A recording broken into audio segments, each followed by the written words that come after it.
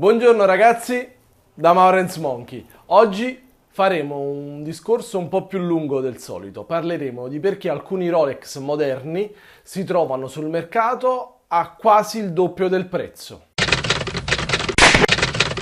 Bene ragazzi, dopo la sigla, come avete capito dall'intro, parliamo di Rolex oggi.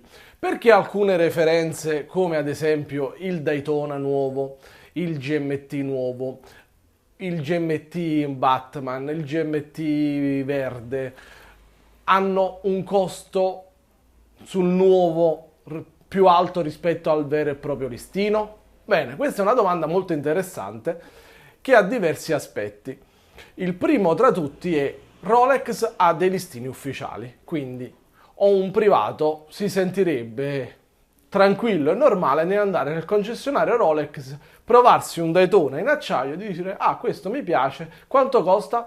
11.550 euro. Mi fa un po' di sconto? No, su questi orologi non c'è sconto, va bene, pago, ho disponibilità economica e lo compro. Purtroppo questa favoletta non esiste. Perché non esiste? Perché un Daytona nuovo lo si trova sul mercato, sui vari rivenditori di Crono24, alle fiere, nei negozi di altri commercianti che non sono propri concessionari Rolex, a circa 16.000 euro. Cosa analoga per il nuovo GMT Pepsi e cosa più o meno analoga anche per il GMT blu e nero e anche per il sub tutto verde. Questo perché? Perché i concessionari evidentemente li vendono ai reseller e i reseller ci mettono un carico. Ora, molti si chiederanno perché i concessionari vendono ai reseller e fanno in modo che non abbiano poi loro all'interno del loro negozio un orologio da vendere a un privato? Qual è il loro vantaggio? Io dico che i concessionari sono costretti a vendere a reseller. Costretti. Ora cerchiamo di spiegarla meglio la cosa. Rolex a un concessionario, per far sì che il concessionario resti Rolex, impone un limite annuale, cioè un minimo annuale che deve spendere. E non sono tutti Daytona acciaio, non sono tutti orologi in acciaio, che sono quelli che sul mercato italiano e anche su quello internazionale, nella stragrande maggioranza, sono i più richiesti. Ma dice, tu devi vendere il subacciaio oro, il sub tutto oro, il dyed just acciaio, quello acciaio oro, quello tutto oro, quello con i brillanti, e stessa cosa su tutte le referenze fino ad arrivare al Daytona. Poi devi comprare la linea Cellini, cioè il concessionario ha degli obblighi verso Rolex. Rolex di conseguenza dice i Rolex noi li vendiamo solo ai concessionari, quindi non avrai concorrenza nella tua zona. Cosa che forse un tempo era veritiera, ma oggi con internet, con le frontiere aperte del mercato europeo, è molto diminuita la cosa. E quindi il concessionario si trova a far fronte a una spesa fissa, che può essere molto importante, ogni 3 mesi, ogni 6 mesi, ogni anno, e può non arrivare a raggiungere quella cifra. Cosa succede? Rolex l'anno dopo dice: tu non hai raggiunto quella cifra questo anno, quest'anno che ora viene raggiungi la tua cifra più recuperi quella precedente. Mi sembra giusto, come si fa in tutte le aziende, tutte le concessioni. E si inizia a scaturire una catena di eventi che fa sì che il concessionario inizi a dire: ma io a chi li vendo tutti questi orologi? Bene, arriva al negozio questo fantomatico reseller, che non è una figura mitologica, è un commerciante, un mercante, va a comprare della merce che poi rivende. Amen. Semplice. Non può comprarla alla Rolex direttamente, perché la Rolex la vende solo ai rivenditori ufficiali, quindi va dai rivenditori ufficiali. E dice: io vorrei 2 Daytona acciaio, 4 GMT, e fa la lista della spesa. Il concessionario a un certo punto dice: io te li do anche, però mi devi prendere il sub tutto oro, il GMT tutto oro, quello acciaio oro, quello con brillanti, ossia gli orologi che lui di norma nella sua piazza non vende, ma dal quale è costretto a Rolex a prendere in catalogo e quindi ad avere in negozio. Quindi è uno scambio reciproco.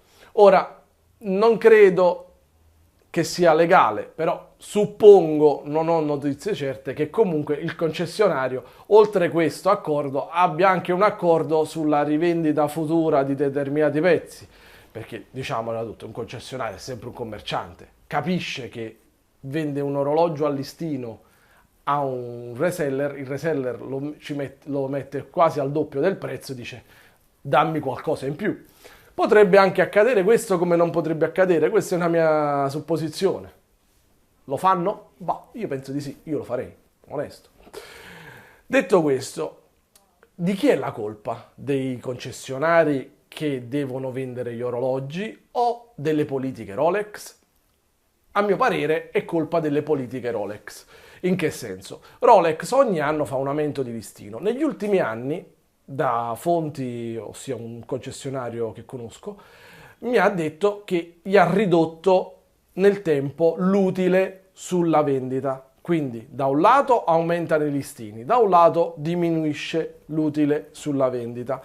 Teoricamente dovrebbe essere proporzionale la cosa. Negli ultimi anni è stato leggermente a favore di Rolex e non del concessionario, quindi a un aumento del listino la diminuzione dell'utile in percentuale è stata maggiore rispetto all'aumento stesso. Spero di essere stato chiaro. Di conseguenza i concessionari si sono trovati in una situazione in cui dovevano sborsare molti più soldi per avere gli stessi orologi che avevano gli anni precedenti e l'utile in percentuale minore rispetto agli anni precedenti.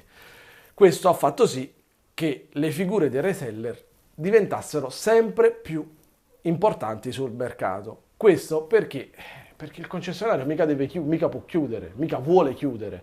Allora trova un modo per andare avanti.